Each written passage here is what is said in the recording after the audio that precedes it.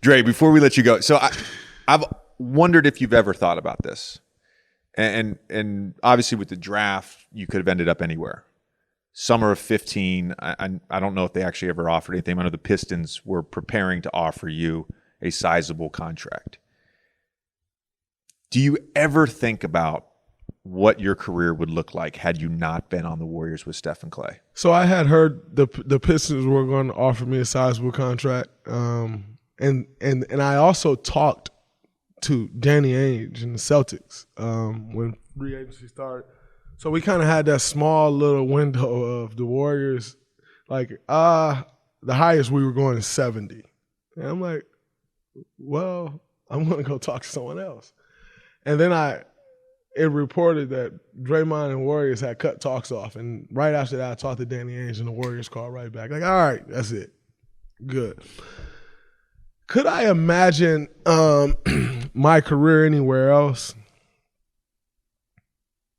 Yes, but it wouldn't be what it is. You know, everybody always say, oh, man, like Draymond can't play with Steph, or Draymond can't play without Steph, or he can't play without Klay. And the reality is, it's like I've gotten accustomed to playing with Steph and with Klay and with Kevin when Kevin was here.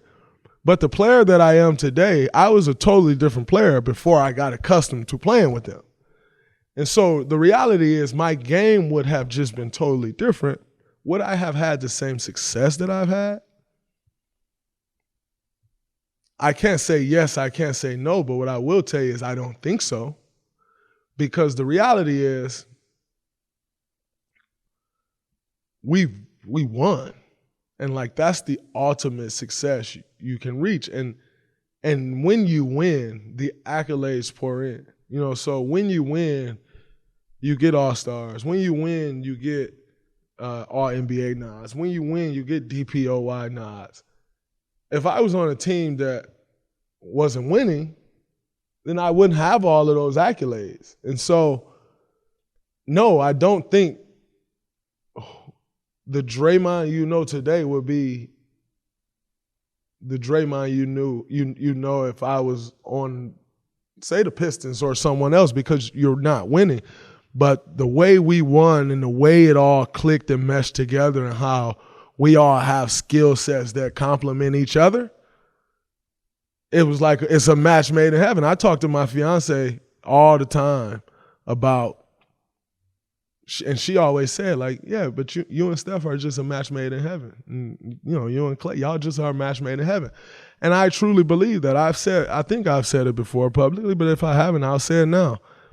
I don't think I would be the same. But I also don't think Klay and Steph would be the same. Like, now, that doesn't mean they don't reach greatness and they don't become the greatest shooters of all time. That doesn't mean that. I just don't think it would be – it would have happened the way it's happened today, which all three of us has become who we become today through dominance. Like, that's how we all have become where we are. I'm not just saying this because you're sitting across the table from me. I completely agree with you on that. And I think – the NBA is so much about fit and how pieces complement each other and how one person's strengths make up for another person's weaknesses and how two people's strengths can make essentially an unstoppable force. Mm-hmm. And so, like, yeah, Steph and Klay, they would have achieved greatness. I'm sure you would have achieved greatness in a different scenario. But because the three of you guys work so well, it's a different level of greatness, which you've all been able to accomplish. Like, if you look at it like this, Jay, I, in my heart, believe we are one of the greatest trios ever in NBA history.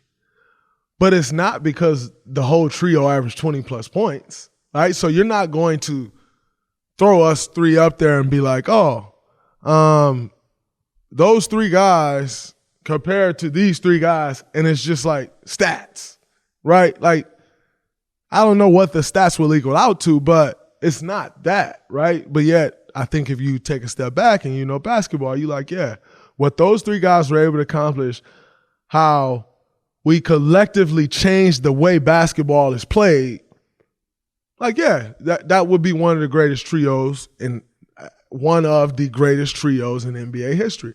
I truly in my heart believe that. But like I said, it's not just your status quo that if you threw a trio up there and all three of them average 20 points, it's not that.